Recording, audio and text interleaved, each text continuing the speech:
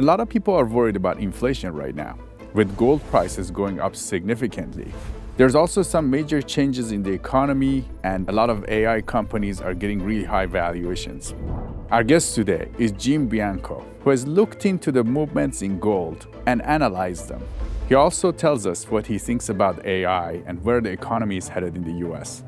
Congress mouths the words, right? We don't like the deficit. We think we're spending too much money. They don't do anything about it. But one day the bond market will force them to come to reckoning with this. There is no Jefferson or Hamilton out there that's about to get elected that's going to say, here's how we fix this problem. It's going to be somewhere down the line chaotic from the bond market's perspective. I'm Siamak, and this is Market Insider. Jim, it's great to have you on. Welcome. Thank you. Can you tell us what you see right now happening in the economy? If you look at the U.S. economy, I think if I was to take one step back to go forward, I've operated under this principle that whenever you have a financial crisis or recession, and we had both in 2020, you change the economy. Now, I want to be careful on that word, change. I didn't say worse. It's different.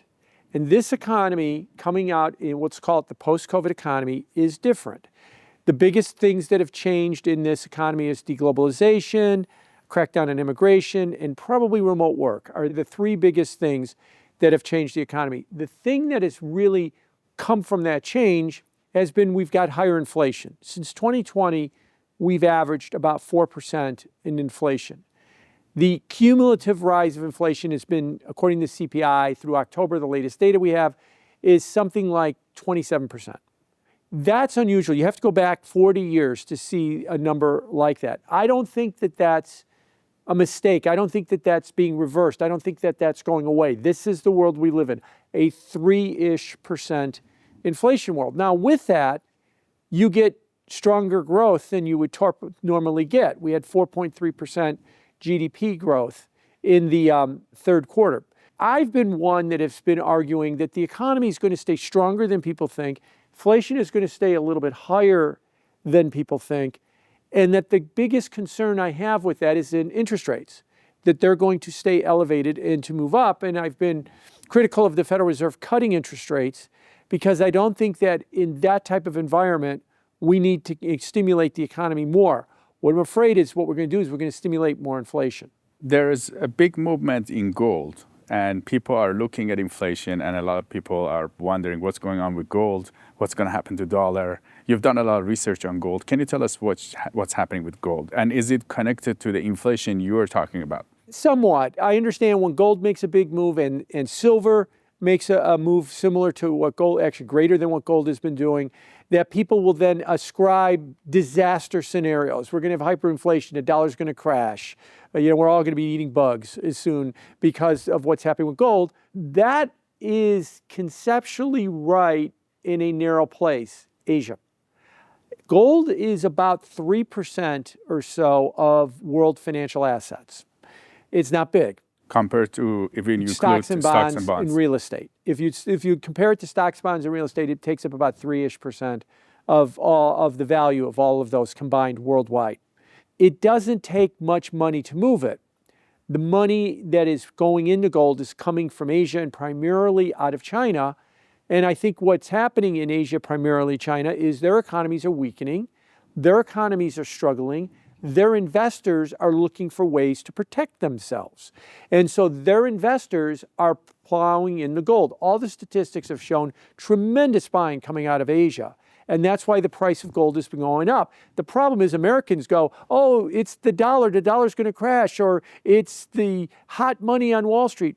No, they're as stunned as everybody else because it's not them that's driving it. They're maybe riding the wave, some of them are, but what's driving it is the concerns we have about the Chinese economy, the broader Asia economy, and investors there, the public there knows about those problems and is seeking to protect themselves, and that's why you've seen massive buying of gold. And how did you find this out? Looking at the data from deliveries in gold and looking at the data of jewelry demand, looking at the data from the derivatives markets like the futures markets, where is the buying come from? Remember, there's more than one gold. There's a gold exchange in London, there's a gold exchange in New York, there's a gold exchange in Shanghai. There's gold exchanges all over the place, and it's the gold exchanges in Asia that have been showing much more volatility, bigger volumes. The movement of gold, if you were to track the movement during the day, where does gold make its move? It's usually overnight. I'm talking about from the U.S. perspective. When it's Asia business hours, that's when it moves as well. And by the way, same thing is happening with Bitcoin too. Almost all the movement in Bitcoin does occur in Asian hours, telling you that it's a lot of Asia. And it's largely for the same thing. They're looking for a way to protect themselves. They're unsure about their economies, their currencies. And some of them are buying cryptocurrencies, but a lot of them are also buying gold and silver. So the trading is happening in those exchanges right now. Most of the volume is happening. So it doesn't have much to do with the dollar. It doesn't as of this point. I mean, the dollar would benefit from that because their currency would, the Asian currencies would presumably weaken. But if the question is, gold is going up because the Western economies are falling apart, or it's a warning sign to the Western economies that they're in trouble. Well, yes, the Western economies have issues. I'm not denying that. But I don't think the indicator that the Western economies are having issues is gold. That's the Asian issue. I think the issue that the Western economies are having is more in their interest rate markets and in their inflation markets, being that we've got elevated inflation and much higher interest rates than we did, say, from 2010 to 2020. That's what I'm measuring it against. In terms of the economy and the markets, you said we're going to grow, and the economy is going to grow faster. Yes. And we're going to have more inflation, but at the same time, the economy is going to grow faster. What do you see in the economy right now? Well, the biggest thing I see right now is the structural shift around the labor market, and that this is a very difficult thing for people to kind of get their head around. A year and a half or 2 years ago, if you were to look at the monthly payroll report that the government puts out, it was saying that we were producing 250,000 jobs a month. Today, it is saying that we're producing somewhere around 30 or 40,000 jobs a month. And we've had a couple of months in the last 6 where it's had negative jobs. It's actually lost jobs.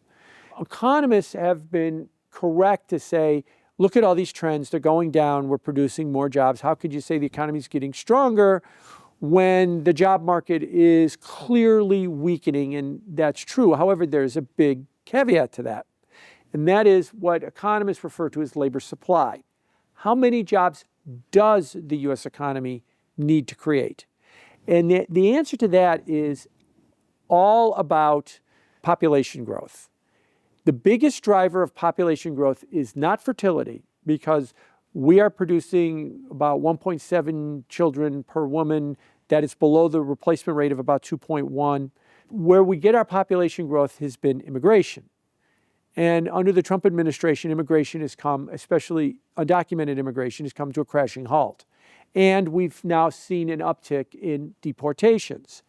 What that means is that the population growth of the country might be at its lowest level in 2025 in 100 years. The only time in American history that we've ever had negative population growth was 1918. That was the Spanish flu that killed 20 million people after the end of World War I, and the population shrank from one year to the next. It came close in COVID. It didn't in the Civil War because the fertility rate was 6 kids per woman. And so even though 8% of the population was killed in the war, we were producing more children than we were actually killing during the war. But we might be at zero population right now because of what we've seen with immigration. Now, what does that mean? Maybe we're producing 11,000 jobs a month, and we were producing 250. How many do we need to produce? Well, if we have no population growth, the Dallas Federal Reserve has an algorithm that they've put together, which I think is as good as anybody else's, and you plug the numbers in, and it actually works out to about 10 to 20,000 jobs a month is all the U.S. economy needs to produce. We used to produce 200,000 jobs. Now we produce 20,000 jobs, and the answer is that's good. That's okay. That's all we need. If the border's not open and people are not coming into the country, we don't need any more jobs than that.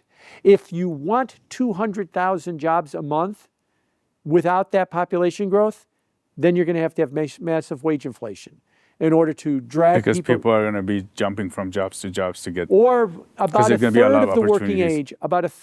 Working age is defined as 16 to 64-year-old. About a third of them don't work. Now, for good reasons.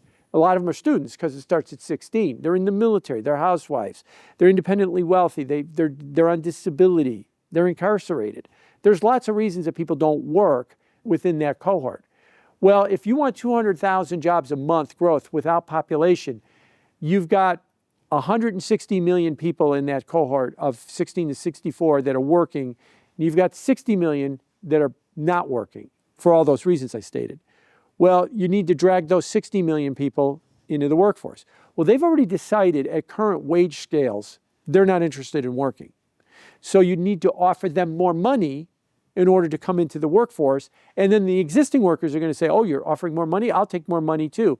So if you want 200,000 jobs a month consistently without immigration, it will only come about if you have big inflation in wages.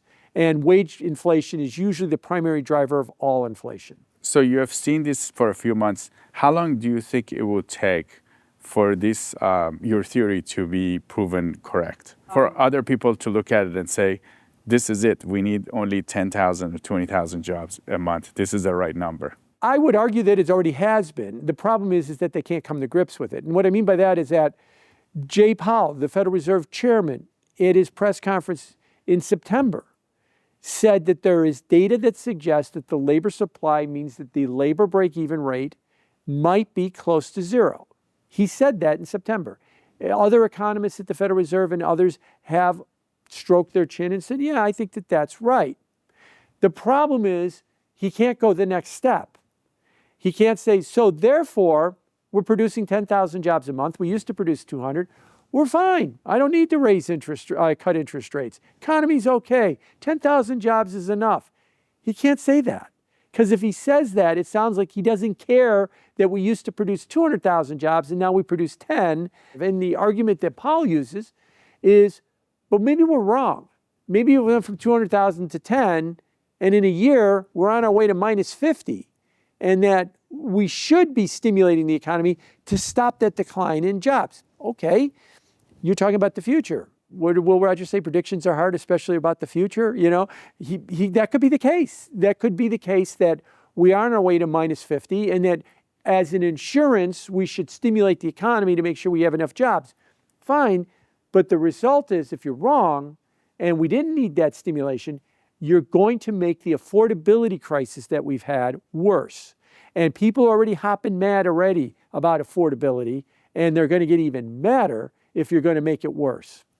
In terms of the stock market, the valuations in the stock market are at their highs. There's a lot of tech companies, AI companies that have really skyrocketed. Their valuations are very high. Some people say it's justified. What are your thoughts on all that? So two things. I'll talk about the valuations in the market. The valuations are very high in stocks overall right now. Valuation is not a timing tool. Oh, the stock market's overvalued, so therefore it has to fall. No, that's not the case. It was overvalued a year ago and it went up 17%. It was overvalued, I would argue, 2 years ago and it was up 20% and then 17% in 2024 and 2025. But it is an expectations tool. Over the next 10 years, what should you expect the stock market to do at these high valuations? Struggle. It doesn't mean it's going to crash. It doesn't mean it's going to fall. It means it's going to give you suboptimal returns. Maybe somewhere in the low single digits, thereabouts, or it will match the inflation rate. If the inflation rate, if I'm right, and the inflation rate is going to be about 3% a year, stocks will return about 3 or 4% a year over the next 10 years. Over the intermediate term, I've been using the acronym of this is the 4, 5, 6 markets. I think that cash will return you 4. I think bonds will return you 5. And I think stocks, and let me say non-AI stocks, will return you 6. Now, 6 is not that bad if we're going to have a 3% inflation. Problem is when people hear 6, no, the stock market's supposed to give me 20 every year because that's what it always does, is it goes up 20 every year. It has. But that's why we have this overvaluation on it. AI stocks is a different story. They've been running probably around 28% to 30% last year, higher, and they could continue to run, but they're very, very risky. A quick word about AI. I am a big believer in AI. I think it is the biggest thing we've seen, bigger than the internet itself. and that it is something we should be looking forward to, we should be embracing, and it will be a job creator. There's very few people that are as optimistic about AI as I am. But I also think that Silicon Valley has done a criminally bad job of explaining what AI is. Let me give you an example of why I'm so bullish on AI. In 2026, our life is digital. Everything we do in our life, whether it's entertainment, it's business, it's transportation, is all around computers networked together. Because we have such a reliance on them, it's difficult to use them. Look at the airport. All the airport is, every job at the airport is a database administrator. I go to the airport, I have to get scanned in to go through security. I have to be properly in a database. And if I am not, I go to the counter and they have to fix me in the database. Once I do that, I get my boarding pass. I have to be properly in the database in order to get a boarding pass. Otherwise, back to the counter to fix the database. We have made modern jobs soulless database operator jobs. Customer service. Everything is about our overlord is the database. Why can't I get my pay-per-view? Why isn't this work? Why don't I have my ticket? Because you're not properly in the database and we need to fix that. That's where AI will come in. AI will, when I walk into the airport, it'll scan me, facial recognition, it's already there, facial recognition. So for those of you worried about government, it's already there. It's going to say, oh, here's Jim. He must be going on a flight. Oh, good, there's a flight. I see why he's here. I don't see a flight. Well, fix it without asking me a question before I get to security. Just fix it. Figure out why I'm there and get me fixed in your database. And it will. And it'll make our life a lot easier. And we'll just go through life. Whenever I want something from my computer, I don't need to remember, go file this, edit, compatibility, check off these boxes, turn off these boxes, and then do this. None of that. Just turn on your microphone and say, hey, computer, give me this. That's what AI will do, and it will produce that output. That is what we need in modern life. Now, Silicon Valley will tell you, oh, it'll cure cancer. Yeah, I understand how it's going to cure cancer, because what does a cancer researcher do? And I'm going to be simple and kind of humorous at the same time. They look in a microscope for an hour to see what they see, and then they spend 2 weeks trying to program a computer to tell them what they just saw on the microscope. Let AI look at the microscope and program it in 4 seconds. And then they could move on to the next thing and the next thing, and they could make research go a lot faster and find a cure for cancer. That's why we need AI. But isn't it going to eliminate all those jobs when they look into the microscope? Are they then, there was all these people that worked with them to spend 2 weeks to make the computer simulate what they just saw on the microscope. Yes, those jobs will be eliminated, but AI will lower costs. It will open up new opportunities that don't exist now because the cost structures don't work. All technological advances throughout history have been net creators of jobs. This is going to be a net creator of jobs. Look at the dominant companies today. Who are they? They're the Mag 7, they're the AI companies. Technology is half the capitalization of the New York Stock Exchange. 30 or 40 years ago, most of those companies didn't exist.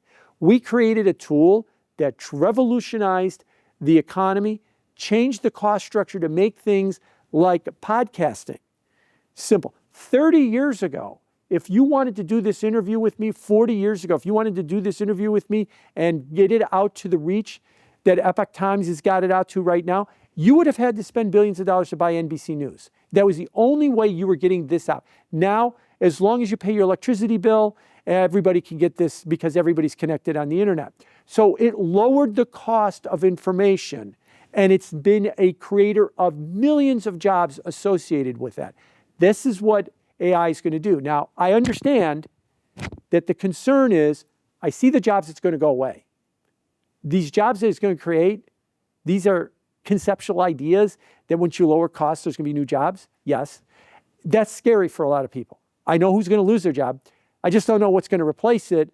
But trust me, something will, because when you lower costs, there will be something else. And the way I would argue it with what I see AI is, we've had this big rally in AI stocks, but they've been largely centered around NVIDIA and the infrastructure build out in AI.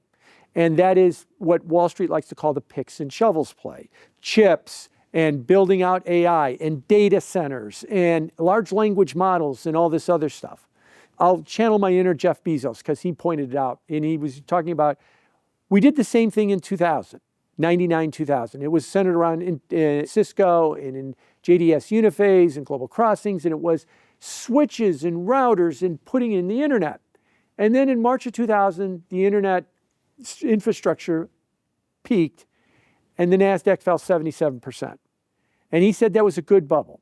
And what does he mean by good bubble? Because when it blew up, it left us the internet. So thank you to all the investors of the internet in 2000.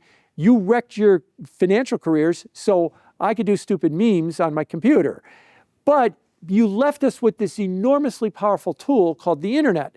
We then had a second wave of companies come. That was Uber, Facebook, Google, Twitter, that were basically, okay, now that we have this tool, what do we do with it? And that's what we got, and that's half the stock market today. So what do I see with AI? Those companies rally a little bit more, and then there's a big correction in the infrastructure companies. But it leaves us with AI. Then somewhere down the line, people start to say, we got this incredible tool.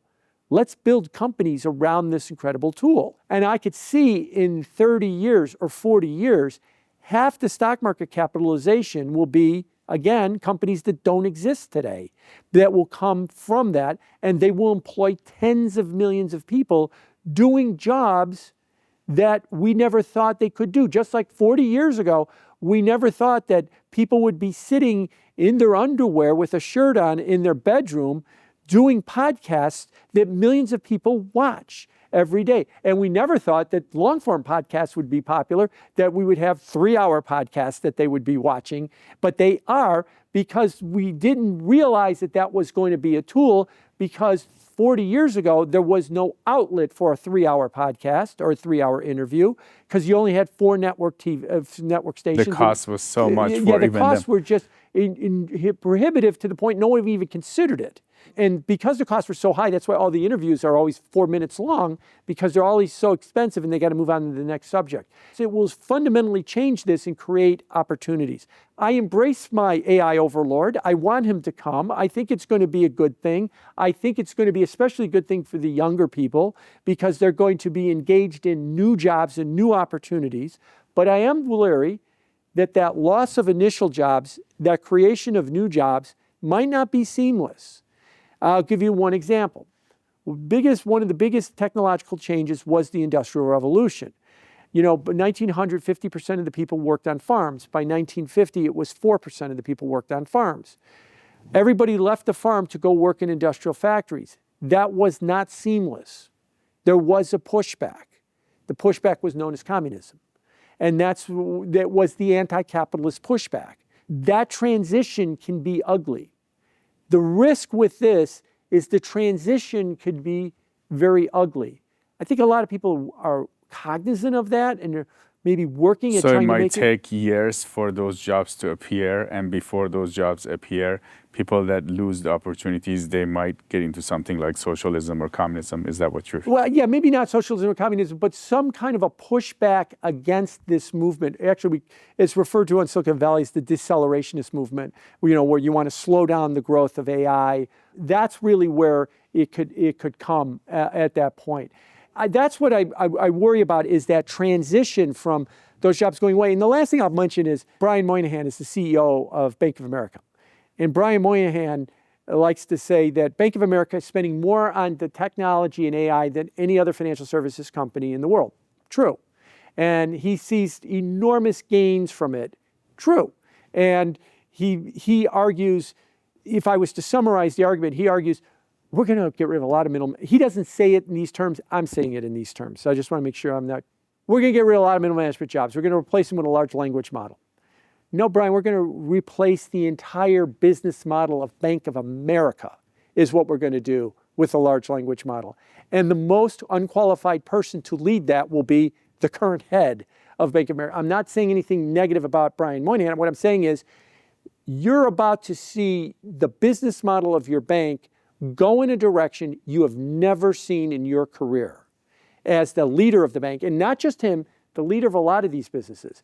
It's going to go in direct. So it isn't just here's our business model. It doesn't change. We'll just take all these people out of the middle, replace them with a computer, and our margins will go up. No, your whole business model will change. The business of broadcasting has changed because the costs changed. It wasn't that NBC said, God, this YouTube thing is great. We could get rid of all these producers and all these executives and all these cameramen, and we could just replace them with a $100 Logitech camera, and we could do this for pennies on the dollar. We'll put it on our network, make billions in advertising costs, and our margins will be huge. It completely changed the business model. So there will be competition, different kinds of players coming in. Right, in different ways that they never considered before. And the problem is when you get to be 60 or 70 years old and you've done it for 40 years a certain way, it's very difficult for you to say, here's how we've been successful for decades. And now we need to just throw that in the trash and go in a different direction. I'll give you one quick example. I think one of the greatest business pivots in history was Bill Gates in late 1995. They came out with Windows 95. It was tremendously successful. And by late that year, Bill Gates basically went to his board and said, and the board is like applauding him, what a brilliant move with this Windows 95. Great, we're making money hand over fist. Everybody loves it. Forget it. It's done. We have to make a pivot. We have to go off into this internet thing. What? We're doing fantastic with this new product. That's the history. We have to go in that direction. And his force of will forced them into that direction. That is a tremendous pivot. That is the exception that proves the rule. Most people would say, we don't need to change anything. We're doing fine. Or worse, I'm 64 years old. I think you're right. But can I just do this for 6 more years, get my gold watch and my pension, and leave this to the 40-year-old to figure out? Usually it doesn't work that way. It comes on you a lot faster than you think. People argue that the national debt is at record now. What are your thoughts on that? $38 trillion. It's over 100% of our GDP.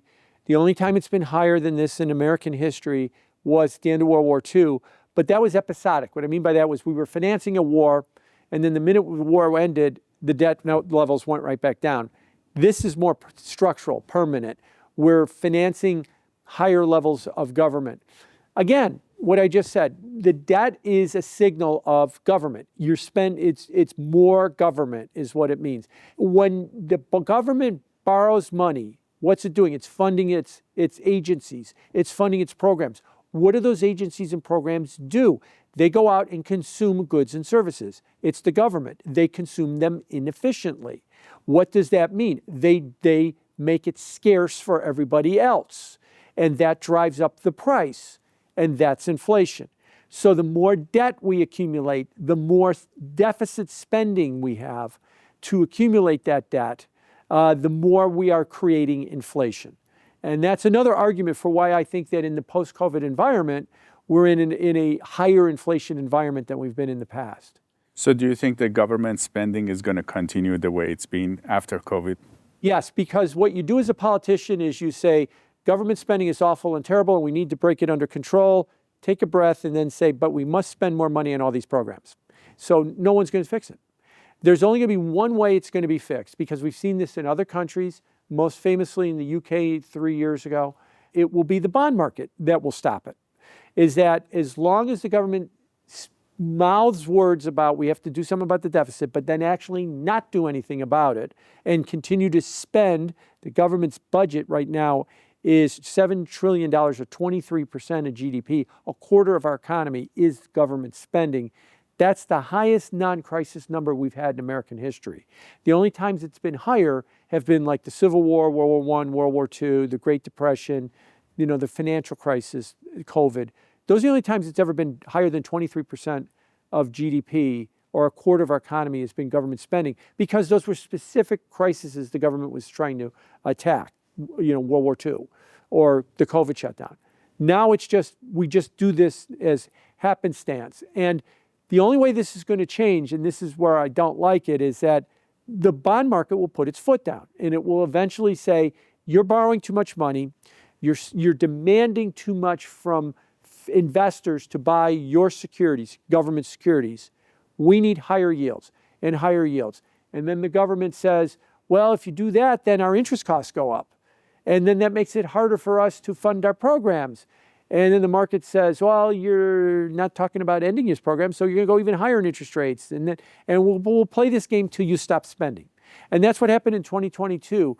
Liz Truss was the prime minister in the UK. She proposed a budget that was going to cut taxes, increase the deficit, increase spending. And the bond market blew up and sent interest rates soaring.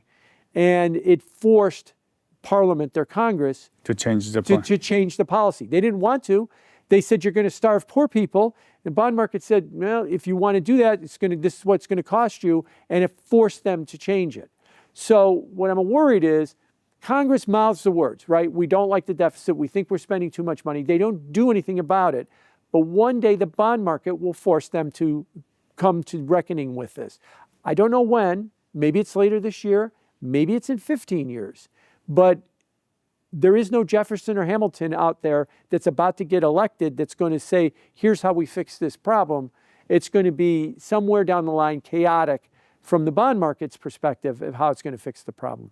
What do you recommend to people who are thinking about investing and they're looking at their careers and investments and retirement? What are your thoughts on that? Be flexible, be nimble. Things are going to change. Embrace the change. It's not a bad thing. I've heard a lot of people say, I spend a lot of time with AI, learning how to do the prompts, learning how to understand AI. Do you use it at work? No, but I think it's going to be the next thing and I want to understand it. That kind of mentality, I think, is very good. From an investing standpoint, I think two things can be true at once. The current market's overvalued. It could struggle.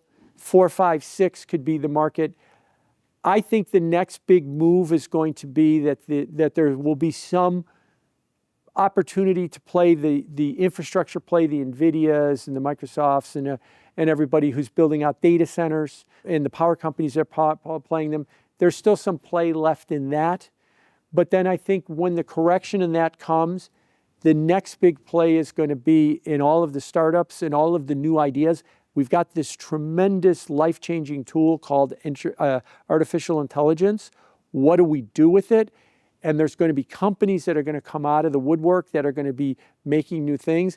I was at an investment conference and somebody was telling me, he said, you're absolutely right about this. He says, but the problem is the people that are going to invent those new companies, they're in 7th grade gym class right now. So it's going to be a while before they get there to make those companies, but they will. It will happen. So I think that we need to understand what we're doing right now. We're putting in place the good bubble, as Bezos called it, right? Buying NVIDIA chips, building data centers, getting up the latest large language model. Eventually that will get overdone. And then we'll be left with those. And then we'll be, what do we do with them? And that will be the whole next leg. All of our jobs are going to change. And that's not necessarily a bad thing. Where it becomes a bad thing is when you say, no, it's not going to change. I'm going to continue to do this. I'm going to be like the Hollywood writers. I'm going to strike and say, stop changing things. And everybody's going to pass you by if you wind up thinking that way. Jim Bianco with Bianco Research. It was great to have you on Market Insider. Thank you. Thank you. Let us know what you think about what's happening with gold prices and the situation with macroeconomy. Do you agree with our guest Jim Bianco today? You can always comment. We read all of them. And I'm Siamak. This is Market Insider. We'll see you next time.